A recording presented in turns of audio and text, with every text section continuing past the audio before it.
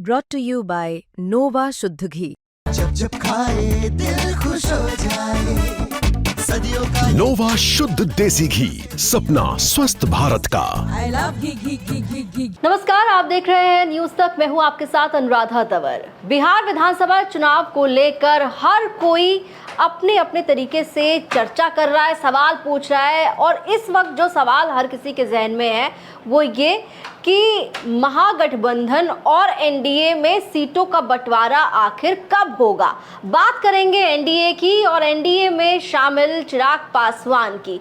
चिराग पासवान जो है इस वक्त सुर्खियों के केंद्र में है, क्योंकि लगातार जो चर्चाएं बाहर निकल कर आ रही हैं वो ये कि चिराग पासवान को मनाने की लगातार कवायद की जा रही है, कोशिश की जा रही है कि वो मान जाए। लेकिन चिराग पासवान हैं कि जो उनको सीट्स ऑफर हो रही हैं उन पर वो मान नहीं रहे हैं।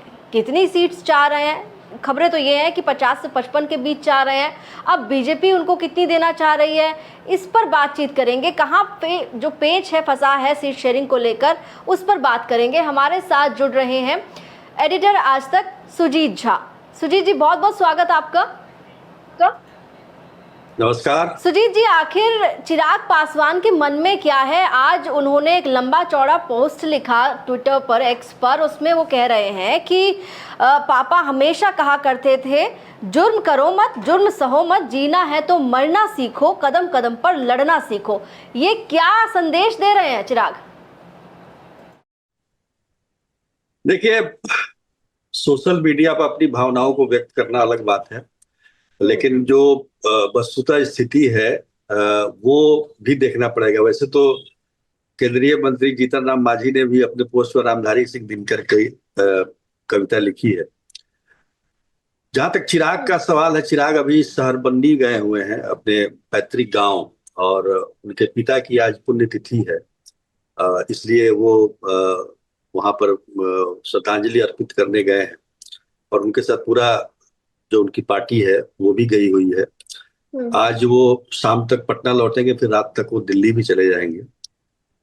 बहुत कुछ है इसमें। देखिए, इसमें एलजेपी आर का यही कहना है कि भाई सीटों का बंटवारा का कोई तो फॉर्मूला तय होना चाहिए। अगर मान लीजिए कि आप लोकसभा के आधार पर भी अगर हमें आप वोट मतलब सीट देते हैं विधानसभा का, एक लोकसभा में अगर 6 विधानसभा होते हैं तो हमारे 5 सांसद हैं, तो 5 छक 30 तो ऐसे ही हो गए। तो वो होना चाहिए। लेकिन यही फॉर्मूला जो है बीजेपी या फिर जेडीयू पर लागू नहीं होता है। बीजेपी और जेडीयू के 12-12 सांसद हैं, तो उस हिसाब से उनको 12 छक 72 ही मिलना चाहिए। तो उनका वो लोग उनका मतलब जेडीयू बीजेपी तो अपना 101 102 करके अपना सीट बांट चुके हैं। तो उनका ये कहना है कि भाई एक आधार कोई होना चाहिए सीट बंटवारे का। आमतौर पर होता क्या है कि बड़ी पार्टियां जो होती हैं वो लंबे समय तक मामले को खींचती है। ये बात शुरू में भी हो सकती है, लेकिन अंत समय में इसलिए किया जाता है ताकि कोई इधर उधर भागे नहीं, और जितना हम चाहें उतना हम दे दें। तो उन चीजों को थोड़ा सा इस बार इन्होंने चेक किया है। हालांकि बहुत ज्यादा इसमें कुछ होना जाना नहीं है। केंद्रीय मंत्री हैं चिराग पासवान, केंद्रीय मंत्रिमंडल में शामिल हैं और तमाम तरह की बातें हैं। तो निश्चित तौर पर कहीं ना कहीं ये मामला तो सलटेगा ही, ऐसी उम्मीद जताई जा रही है। हालांकि पिछली बार का आप कह सकती हैं कि 2020 के चुनाव में उन्होंने अलग चुनाव लड़ा था, उसमें वो एनडीए के ही सांसद थे, लेकिन केंद्रीय मंत्रिमंडल में तब शामिल नहीं थे वो। तो कुल मिलाकर स्थिति ये है कि आज लौटेंगे, आज रात में दिल्ली में ही बात होगी, जो भी बात होगी। क्योंकि एनडीए में देखिए बातचीत करने का जो भी अधिकार दिया है उसमें जेडीयू ने अपने आप को अलग कर लिया है। उनका कहना है कि सहयोगी दलों से बीजेपी ही बात करेगी। तो चाहे वो उपेंद्र कुशवाहा हो, चाहे वो जीतन राम मांझी हो, चाहे वो चिराग पासवान हो, उन सब से बातचीत बीजेपी ही कर रही है। और उसी सिलसिले में आज वो रात में लौटेंगे। देखिए, मामला हो जाएगा, लेकिन अभी ये तो होता है ना प्रेशर। अब जैसे आप उनको 25 सीट दे रहे हैं तो किस हिसाब से दे रहे हैं, मतलब कौन सा फॉर्मूला लगेगा, क्या लगेगा। दूसरी बात ये भी है कि बहुत सारी ऐसी सीटें हैं जो पिछली बार वो चूंकि गठबंधन में नहीं थे, तो बहुत जगहों पर उनके जो प्रमुख दावेदार हैं, मतलब उनके जो उम्मीदवार हैं, उन जगहों पर बीजेपी का सिटिंग एमएलए हो गया है, तो वो सीट भी चाहिए उनको। जैसे सबसे बड़ा उदाहरण तो है उनके प्रदेश अध्यक्ष को लेकर राजू तिवारी, जो कि गोविंदगंज से विधायक रह चुके हैं 2015 में, लेकिन 2020 में चूंकि एलजेपी अलग लड़ी थी तो वो हार गए थे चुनाव, तो अब वो सीट चाहिए और वहां पर बीजेपी का सिटिंग एमएलए है। तो इस तरह की बहुत सारी सीटें हैं। दूसरी बात यह भी है कि 135 सीटों पर पिछली बार चुनाव लड़े थे चिराग पासवान, तो 135 सीटों में आप मान लीजिए कि 25 लोगों को आप एडजस्ट कर दीजिए और बाकी लोग क्या करेंगे। तो कार्यकर्ताओं में भी तो जोश रहना चाहिए कि हमारा नेता हमारे लिए बात कर रहा है, चाह रहा है कि हमें सीट चाहिए, तो वो भी प्रेशर एक होता है। देखिए नेता पर भी प्रेशर है, नेता कार्यकर्ताओं का प्रेशर नेता पर पड़ता है, नेता फिर उसको गठबंधन में डालता है, तो वही सिलसिला चल रहा है। ये तो बात साफ है कि अलायंस में है, तो जब तक सीट शेयरिंग ऑफिशियली अनाउंस नहीं होती तब तक प्रेशर बिल्डिंग टैक्टिक्स जो है वो तमाम राजनीतिक दल और उनके नेता अपनाते हैं। लेकिन जब बात यहाँ पर हम चिराग पासवान की कर रहे हैं, तो चिराग को हमने देखा है जिस तरीके से उन्होंने पिछली बार बगावत की, अकेले चुनाव लड़ने चले गए, तो उन्होंने दिखाया था कि वो अकेले चुनाव लड़ सकते हैं। और इस बार भी हम ये देख रहे हैं कि चिराग पासवान जब कांग्रेस और आरजेडी पर कमेंट कर रहे थे तो उन्होंने कहा था कि देखिए मैंने तो कम से कम अकेले चुनाव लड़कर दिखाया, लेकिन कांग्रेस और आरजेडी ने तो नहीं दिखाया ऐसा। इस बार चिराग कह रहे हैं, और चिराग अक्सर ये कहते हैं कि बिहार फर्स्ट, बिहारी फर्स्ट की बात वो करते हैं। और अभी जिस तरीके से जो तमाम चीज़ें चल रही हैं, धर्मेंद्र प्रधान जो कि बीजेपी ने चुनाव के लिए प्रभारी बनाया उनको, वो चिराग पासवान से मिले। ये भी खबर निकल कर आई कि चिराग ने सीटों को लेकर उनसे कोई ज़्यादा बातचीत नहीं की, अरुण भारती को उन्होंने प्रभारी बनाया है। अरुण भारती जो है वो बात करेंगे सीट शेयरिंग को लेकर। बिल्कुल, तो यही मतलब डायरेक्ट अब अपने बीच में उन्होंने एक अरुण भारती को बनाया है, फिर उसके बाद जो प्रदेश अध्यक्ष है राजू तिवारी को भी सह प्रभारी बनाया है। ऐसी बात नहीं है कि आखिर वो भी एक अध्यक्ष हैं, एक भी पार्टी के, एक राष्ट्रीय पार्टी के अध्यक्ष हैं, तो निश्चित तौर पर उन्होंने इस तरह का उनकी बातचीत, मान लीजिए उनकी बातचीत अगर अमित शाह से हो, प्रधानमंत्री से हो, नड्डा से हो, तो उस तरीके का वो चाहते हैं कि उस तरह का कद भी हमको मिले। खैर वो तो अलग बात है, लेकिन ये है कि सीट शेयरिंग में वो, जैसा कि मैंने पहले कहा कि वो फॉर्मूला कुछ तय होना चाहिए कि किस फॉर्मूले के तहत आप सीट हमें दे रहे हैं। जो मान लीजिए 25 सीट दे रहे हैं तो किस फॉर्मूले के तहत दे रहे हैं, क्या उसका क्राइटेरिया क्या है। अब जैसे कहा जा रहा है कि 25 सीट इनको, फिर उसके बाद 8 सीट जीतन राम मांझी की पार्टी हमको, 5 सीट उपेंद्र कुशवाहा को। तो ये जो है कुल मिलाकर अब ये जो सीटें हैं कह सकते हैं कि मतलब ये क्राइटेरिया, तो उपेंद्र कुशवाहा का कोई लोकसभा नहीं है, वो तो चुनाव हार गए थे। और गया से जीते थे जीतन राम मांझी, तो एक विधान लोकसभा का अगर 6 मानते हैं, उस हिसाब से भी उनको 8 मिल रहा है, और इनको कम मिल रहा है, इनको 30 मिलना चाहिए तो 25 मिल रहा है।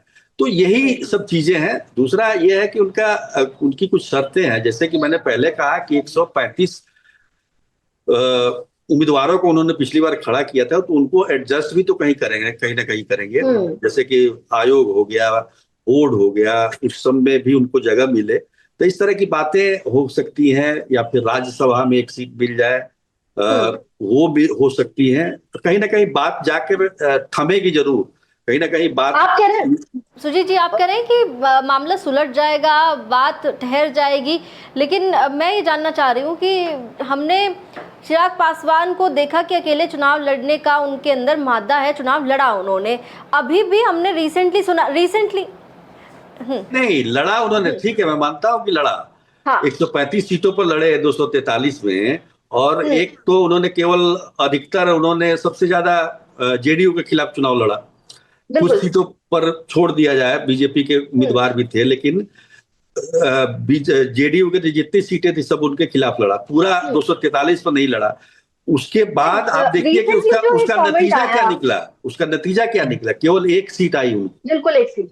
हाँ, एक जो चर्चा चल रही है सुजीत जी, एक रिसेंट इंफॉर्मेशन थी कि जो चिराग की पार्टी है उसमें किसी नेता ने ये कहा कि प्रशांत किशोर के साथ जाने का भी रास्ता खुला हुआ है, वो भी ऑप्शन उनके पास है। मतलब अगर एनडीए में जितनी सीटें वो एक्सपेक्ट कर रहे हैं अगर उसके आसपास उनको नहीं मिलती है तो चिराग के पास कई ऑप्शंस हैं। चिराग प्रशांत किशोर के साथ जा सकते हैं, चिराग जैसा पहले अकेले चुनाव लड़े वैसे लड़ सकते हैं, चिराग अपने तरीके से कुछ और जो छोटे दल हैं उनके साथ मिलकर चुनाव लड़ सकते हैं।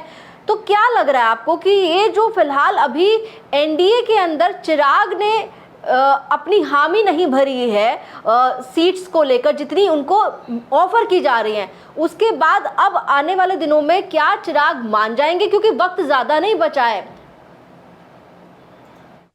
देखिए, चिराग के बारे में ये कहा जाता है कि उनका प्रशांत किशोर के प्रति सॉफ्ट कॉर्नर है। प्रशांत किशोर भी उनके खिलाफ कुछ नहीं बोलते हैं, उनकी दोस्ती है, इसमें कोई दो राय नहीं है। और एक ऑप्शन वो है, एक अच्छा ऑप्शन है। जहां तक अकेले चुनाव लड़ने की बात है, वो लड़के देख चुके हैं, उससे कोई लाभ है नहीं। और अगर मान लीजिए इनको करना पड़ेगा तो मंत्रिमंडल से इस्तीफा भी देना पड़ेगा। आप देखिए, केंद्र में एनडीए की जो सरकार है उसमें बहुमत बहुत ज्यादा नहीं है, तो 5 इनके सांसद भी हैं।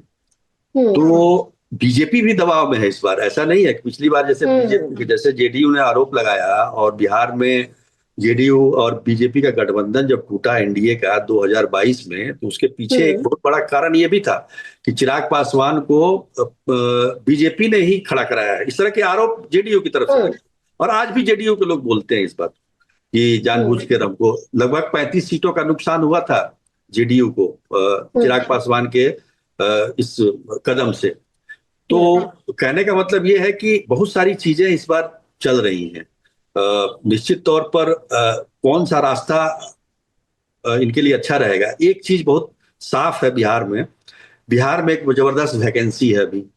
और इस चुनाव के बाद आप देखेंगे मुख्यमंत्री को लेकर आप इस बात का भी सब कुछ सबके जेहन में ये बात भी है कि भाई नीतीश कुमार की अगर ये पारी है तो आखिरी पारी है, उसके बाद मुख्यमंत्री का कोई चेहरा होना चाहिए। बीजेपी भी अपनी तरफ से तलाश रही है, कई लोग आगे हुए पीछे हुए।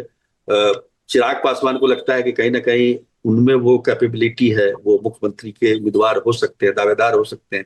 तो उसके लिए क्या है कि एक जिंदगी की नहीं बोलते, जिंदगी एक जुआ है, उसी तरह से अगर चाहें तो एनडीए में रह के तो ये पॉसिबल नहीं है कि उनको मुख्यमंत्री का उम्मीदवार बना दे, क्योंकि एक तो बीजेपी लगातार जेडीयू के चेहरे को आगे करती रही शुरू से ही, नीतीश कुमार को अपना कोई चेहरा उनका बना नहीं है। तो बीजेपी के जो नेता है वो भी तो चाहते हैं कि हमारा भी चेहरा आए, हम भी बने कुछ।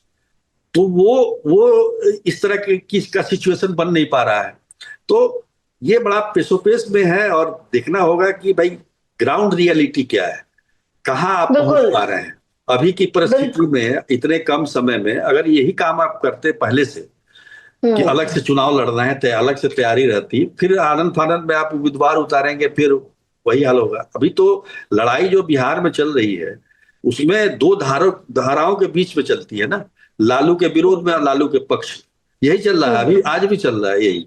तो उसमें प्रशांत किशोर अपनी जगह बना रहे हैं, बिल्कुल। और अगर ये प्रशांत किशोर के जाते हैं तो हो सकता है प्रशांत किशोर का जो जगह बनाने की ये है वो और बड़ा हो जाए, क्योंकि चेहरा तो है ही चिराग पासवान, इसमें कोई दो राय नहीं, लेकिन कदम उनको उठाना पड़ेगा, स्ट्रॉन्ग कदम लेना पड़ेगा, एक मतलब एक जुए की तरह खेलना पड़ेगा।